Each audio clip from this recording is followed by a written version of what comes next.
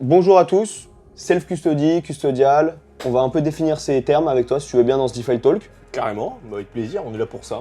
Voilà, donc d'abord, avant tout, qu'est-ce que c'est le DeFi Talk ici? Donc on prend un sujet avec Alexis qu'on connaît plus ou moins bien lui et moi, et voilà, on va l'aborder, on va discuter, on va échanger, on va débattre parfois, on va se poser des questions, pas toujours trouver des réponses. Le but c'est juste de vous apporter du contenu intéressant et voilà un peu de connaissances sur des sujets particuliers. Donc aujourd'hui, on va vraiment parler de est-ce que les utilisateurs crypto veulent vraiment par exemple détenir leurs clés privées, veulent détenir en fait la custody de leurs fonds et de leurs données. Et ouais, quel avenir pour la self-custody qu'on entend beaucoup dans le monde de la DeFi, quoi.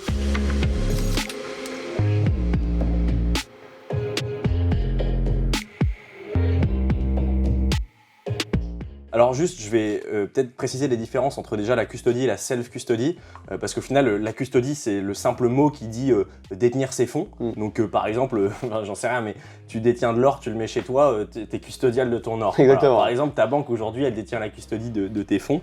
Et en fait, la self-custody, c'est vraiment le fait de toi-même détenir tes fonds, ce qui aujourd'hui n'est pas le cas du monde traditionnel bancaire. Zéro. Parce que tes fonds, même si ta banque, elle t'affiche que t'es créditeur d'un certain montant, on est bien d'accord que c'est elle qui la détient. Si ta banque fait faillite et qu'elle ne se fait pas racheter par la BCE, en fait, tu n'as plus tes fonds. Donc en fait, souvent, les gens ne font pas la différence parce qu'ils se disent « mais oui, mais mes fonds, je les détiens ». Oui, mais il y a un risque de contrepartie qu'il n'y a pas dans la self-custody, puisque dans la self-custody, ton or, si tu le détiens sous ton oreiller, tu l'auras toujours sous ton oreiller. À part quand tu te le fais voler, mais dans les cryptos, justement, le concept c'est que techniquement tu peux pas te le faire voler parce que voilà, tout est crypté d'une façon unilatérale et quasiment impossible à obtenir. Donc ça c'était pour faire la petite différence déjà parmi les deux. Et la question qu'on va se poser, tu l'as très justement dit, c'est finalement quel est l'avenir pour la self-custody, parce que un grand pouvoir implique de grandes responsabilités. Il y a peut-être pas tout le monde qui ira dans la custody. D'ailleurs, moi-même j'en doute, je pose la question, mais voilà. Et du coup, moi je serais très intéressé déjà d'avoir ton avis dans un premier abord et puis ensuite on pourra rebondir. Totalement. Moi, je pense vraiment que ça va dépendre de l'utilisateur. Donc déjà, il faut séparer, je pense, deux catégories d'utilisateurs. Donc les utilisateurs retail, crypto, donc Madame Michou, mais aussi Alexis, donc des gens plus ou moins experts ou novices de l'écosystème crypto. Et après, tout le monde institutionnel. Donc là, je te propose d'abord qu'on se concentre vraiment sur le monde retail, donc les utilisateurs, les particuliers.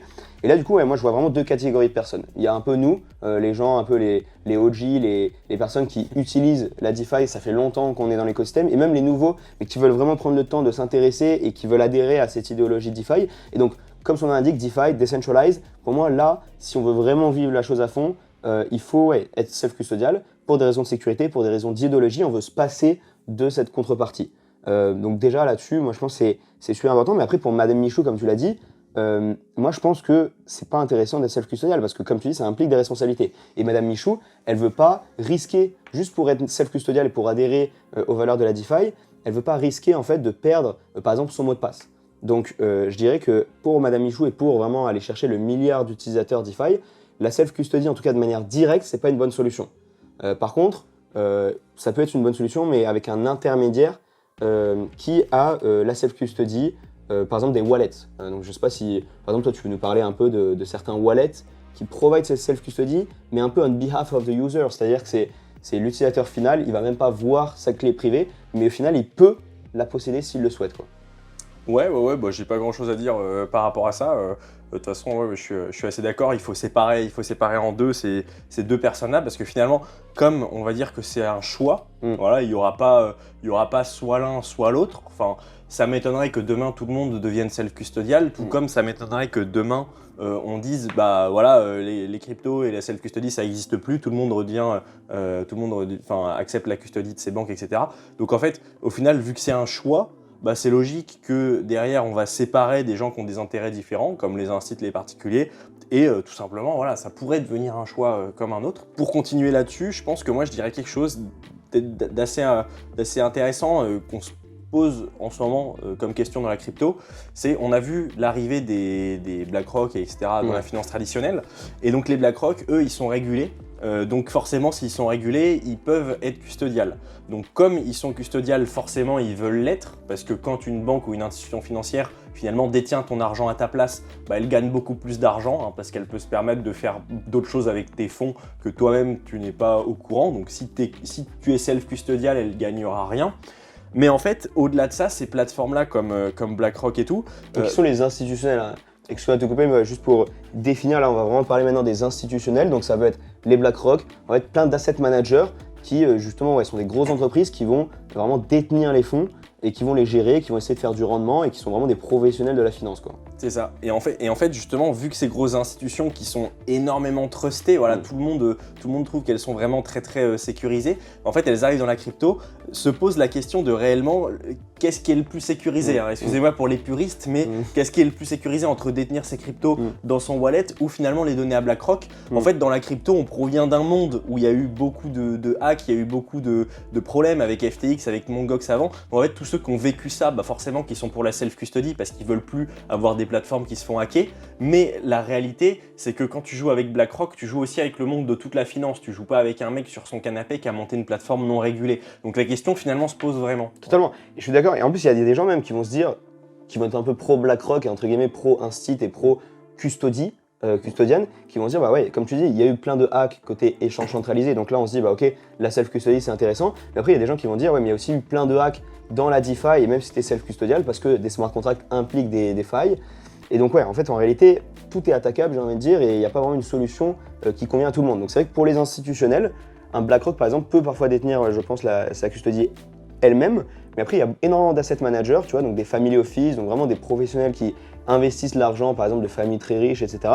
Ou même des market makers, des hedge funds, enfin voilà, toute une catégorie en fait d'institutionnels, on va pas forcément rentrer dans les détails, qui vont pas vouloir vraiment détenir la custody, tu vois, mais qui vont faire appel à ce qu'on appelle des custodian, custody providers.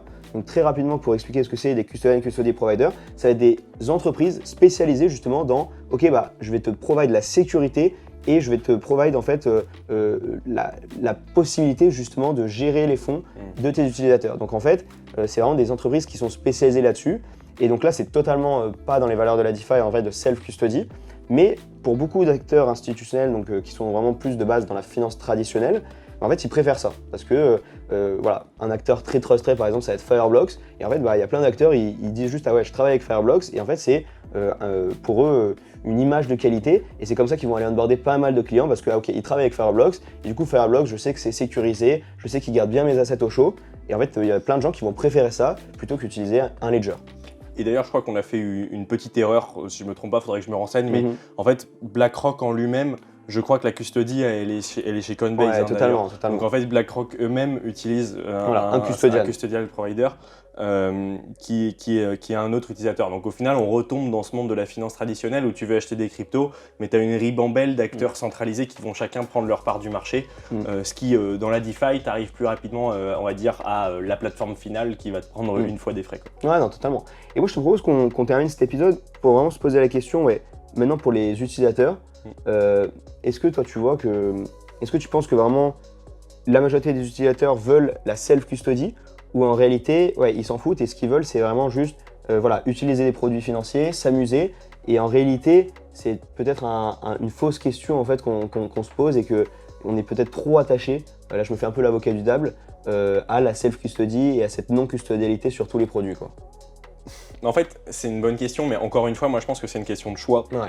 C'est-à-dire que la finance décentralisée permet à qui le veut d'accéder à des produits financiers qui historiquement étaient impossibles d'accès.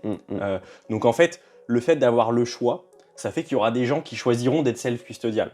Mais en fait, ça sera des connaisseurs probablement, parce que ça implique des grandes responsabilités. Donc en fait, pour moi, dans le custodial, tu auras deux gros acteurs. Tu auras, comme tu dis, ceux qui veulent s'amuser slash gagner de l'argent, slash comprendre. Enfin, il n'y a pas que le gambling dedans, il y a juste les utilisateurs qui s'y connaissent. Après, il y aura bien sûr les institutions, parce que les institutions, un jour ou l'autre, elles iront dans la finance décentralisée, et ce qui est déjà quand même le cas.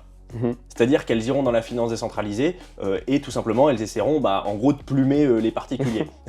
Et ensuite tu auras les acteurs qui resteront eux 100% custodial et dedans tu auras aussi en fait des particuliers et des professionnels. Les particuliers qui font confiance qu'à la finance traditionnelle et les professionnels qui resteront dans leurs utilisations de la finance traditionnelle. Non, totalement. Moi, juste pour compléter dans cette gamme de donner le choix, par exemple, maintenant, moi je vois qu'il y a pas mal de DeFi wallets qui vont proposer en fait vraiment une account abstraction et même potentiellement de pouvoir stocker tes clés par exemple sur un Google, donc social login, etc., sur un Google Drive.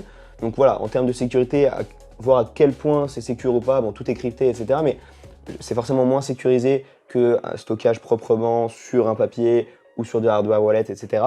Mais donc voilà, à quel point en fait on fait l'impasse sur la sécurité pour améliorer l'UX. Bon, c'est un sujet qu'on a déjà abordé pas mal de fois. Et ouais, moi des wallets que j'aime bien personnellement, c'est ils te donnent la possibilité de faire la self-custody, tu vois. Et parfois, ouais, tu ne vois même pas en fait que c'est self-custodial, ils gèrent ça pour toi. Et donc, si juste tu as envie en fait de vérifier que c'est self-custodial, si tu as envie de voir la private key, bah en fait tu peux la demander. Mais sinon, ouais, en fait, tu vas vraiment utiliser un produit comme un produit Web 2, comme un produit très UX friendly. Et je pense que c'est ça un peu l'avenir, c'est avoir la self-custody en option et en fait être self-custodial by design naturellement. Et c'est juste, ouais, si tu veux vérifier, voilà, don't trust, verify, tu veux vérifier ta private key, bah tu peux l'avoir. Mais sinon, en fait, si tu veux pas et tu t'en fous, bah tu la verras jamais. Donc ouais, donc là, on a pas mal abordé les sujets de self-custody, custodial, et en fait, on a vu que c'est vraiment une question de choix et en fonction de l'acteur. Vraiment différencier, je pense que c'est très important, les particuliers, les users, les retail et les institutionnels de la finance. Et ouais, bah, je te laisse le mot de la fin, Alexis. Qu'est-ce que tu dirais pour conclure ce DeFi Talk? Ouais, bah moi tout simplement j'ai envie de dire laissons les innovations évoluer pour voir un petit peu ce que l'avenir nous réserve finalement à ce niveau-là, parce que bon, en tout cas ça va être très intéressant. Le fait que les gens se rendent compte qu'ils ont le choix, parce qu'aujourd'hui on n'est même pas encore au stade où les gens se rendent compte qu'ils ont le choix en fait. Et ben quand tout le monde se rendra compte qu'il y aura le choix, là ça va être intéressant de voir un petit peu cette bataille hein, finalement entre les deux, parce que ça peut scinder deux types de visions. Qui sont ouais, la vision, c'est pas une vision anti-régulation finalement comme on entend, hein, parce que tu peux aussi réguler le monde custodial, hein, on le voit arriver, mais c'est juste pas pareil, hein, c'est pas le même pouvoir, c'est pas les mêmes responsabilités, et d'un autre côté c'est pas tout à fait en effet la même régulation. Mais bon, super intéressé de voir vers ce vers quoi on tend. Et voilà. L'avenir nous le dira. Merci à tous en tout cas de nous avoir écoutés sur ce DeFi Talk. Potentiellement on pourrait refaire voilà, des épisodes qui touchent à différents sujets. N'hésitez pas à nous dire du coup en commentaire quels épisodes est-ce que vous voudriez voir dans ces prochains DeFi Talk. En tout cas merci à tous de l'avoir écouté. Suivez-nous du coup sur Blockwave, sur notre Twitter du coup qui évolue de jour en jour, on est très contents. Et n'hésitez pas sinon à suivre du coup Gabriel sur CD Labs et moi-même sur Lobster Protocol. À bientôt. Ciao. Merci l'équipe, à très vite.